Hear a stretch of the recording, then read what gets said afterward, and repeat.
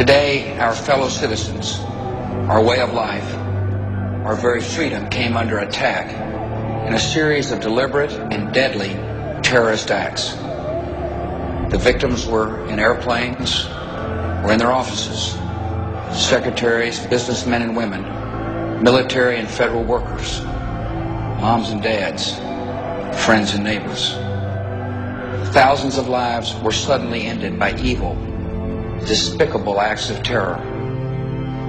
The pictures of airplanes flying into buildings, fires burning, huge structures collapsing, have filled us with disbelief, terrible sadness, and a quiet, unyielding anger. These acts of mass murder were intended to frighten our nation into chaos and retreat. But they have failed. Our country is strong.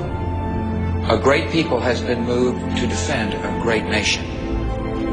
Terrorist attacks can shake the foundations of our biggest buildings, but they cannot touch the foundation of America. These acts shatter steel, but they cannot dent the steel of American resolve. America was targeted for attack because we're the brightest beacon for freedom and opportunity in the world, and no one will keep that light from shining.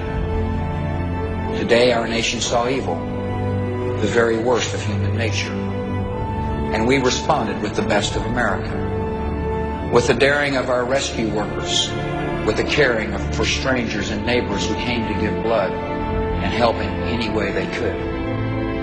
Immediately following the first attack, I implemented our government's emergency response plans. Our military is powerful and is prepared.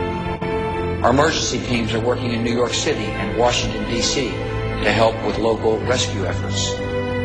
Our first priority is to get help to those who have been injured and to take every precaution to protect our citizens at home and around the world from further attacks. The functions of our government continue without interruption. Federal agencies in Washington, which had to be evacuated today, are reopening for essential personnel tonight and will be open for business tomorrow. Our financial institutions remain strong, and the American economy will be open for business as well. The search is underway for those who are behind these evil acts. I've directed the full resources of our intelligence and law enforcement communities to find those responsible and to bring them to justice. We will make no distinction between the terrorists who committed these acts and those who harbored them. I appreciate so very much the members of Congress who have joined me in strongly condemning these attacks. And on behalf of the American people, I thank the many world leaders who have called to offer their condolences and assistance.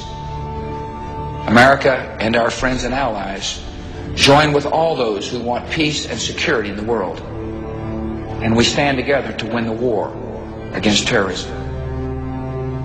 Tonight I ask for your prayers for all those who grieve, for the children whose worlds have been shattered, for all whose sense of safety and security has been threatened.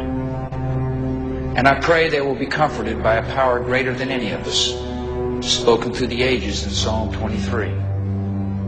Even though I walk through the valley of the shadow of death, I fear no evil, for you are with me. This is a day when all Americans from every walk of life unite in our resolve for justice and peace. America has stood down enemies before, and we will do so this time.